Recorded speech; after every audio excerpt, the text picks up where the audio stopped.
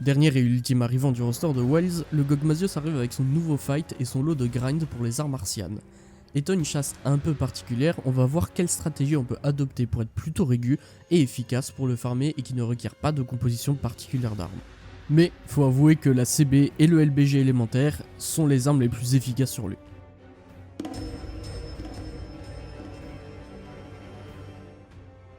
Déjà, avant quête, pensez à vous buff, graines, poudre, potions et mangez le repas d'Azouz pour plus de dépeçage, avoir une mort en plus et l'invulnérabilité supplémentaire sur les roulades.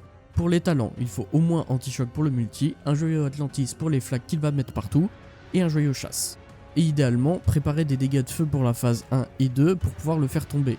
Pas besoin d'en avoir 4, en général 2 feront l'affaire. Donc arrivé dans cette première phase, le but est que tous les joueurs se focalisent sur la patte et les droites du monstre. Si tout le monde bourrine assez, on peut avoir 3 à 4 topples d'affilée avec peu de patterns et enchaîner rapidement sur la P2.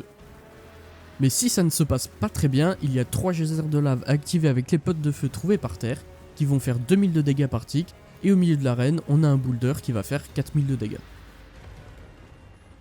Fin de transition de phase, on se place au niveau de la patte gauche et un joueur s'occupe de mettre le piège. Pour le timing, c'est au moment du premier pas du monstre, attention à ne pas se faire bait par le premier mouvement. Même chose que pour la P1, on focus la patte pour le refaire tomber, ce qui va exposer son dos et nous permettre de le casser pour débloquer le railgun. Si ça passe pas, on peut toujours tenter le boulder au-dessus de lui qui pourra toucher son dos, sinon on retourne sur la patte. Maintenant, il va falloir câbler le railgun pour le charger, et c'est pour le faire plus rapidement que sert le joyau chasse. S'il y a encore le boulder, on peut le mettre à ce moment, puis on retourne sur une patte en attendant que le canon soit chargé. Comme il fait plus de 60 000 de dégâts, il est probable que le monstre soit capé en point de vie. Profitez de la transition pour ramasser tout de suite les canons anti-wyvern sur lui, et de refill l'inventaire au camp si besoin. Ce serait aussi le moment de changer d'arme pour du dragon car le GOG y est très faible en P3. Une fois en haut, c'est toujours le même pattern de laser, donc il y a des safe spots pour pas se les prendre sans avoir à bouger. Et on a deux options, soit on se met sous le boulder gauche, on attend qu'il nous fonce dessus pour le mettre. En attendant, on peut tirer des munitions anti-wyvern, mais attention à ne pas en tirer trop, sinon il peut tomber trop tôt. Ou alors on va vers le second boulder et on le met pendant les lasers.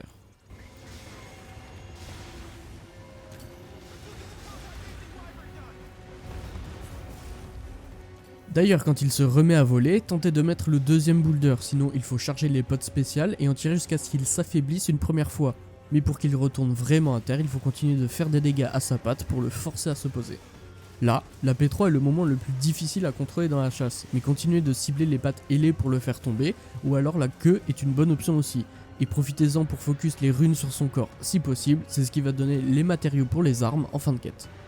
Quand il se met à charger sa Nova, le Gogmazios devient très sensible, on en profite donc pour gratter un max d'HP. Si on a fait suffisamment de dégâts, sa Nova ne nous one-shotera pas, mais pour s'en protéger, on peut aller sur les rebords en hauteur, derrière Fabius, ou derrière n'importe quelle garde d'armes, même pas besoin du talon ultra garde.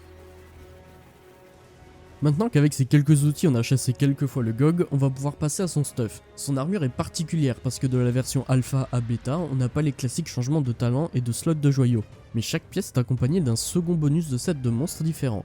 Le bonus GOG quant à lui augmente l'élément de l'arme lorsque le monstre est enragé, de 20% plus 20 bonus en 2 pièces et de 30% plus 40 bonus en 4 pièces et donne une barrière qui va nous permettre d'absorber une attaque ou deux.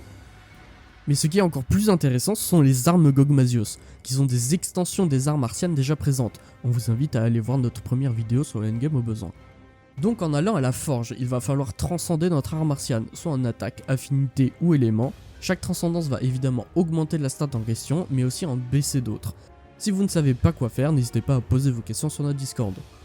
Après la transcendance, un premier duo de bonus 7 va être attribué sur l'arme. Par exemple, si on obtient le bonus Odogaron avec l'âme du seigneur, on n'aura besoin que d'une pièce Odogaron et 2 pièces âme du seigneur pour activer leurs effets. On peut reroll ces bonus, mais seulement par 2, il y a autour de 400 combinaisons possibles. Et enfin, on a les 5 stats aléatoires qui vont pouvoir être améliorées niveau 2-3 pour attaque, LM et AFI, ou EX pour toutes. Seule limite, pas plus de 2 EX pour la même stat. Et voilà pour l'essentiel des infos autour du Gogmazios. Si ça vous a plu, abonnez-vous, likez, partagez, et bon gogo le Mazio.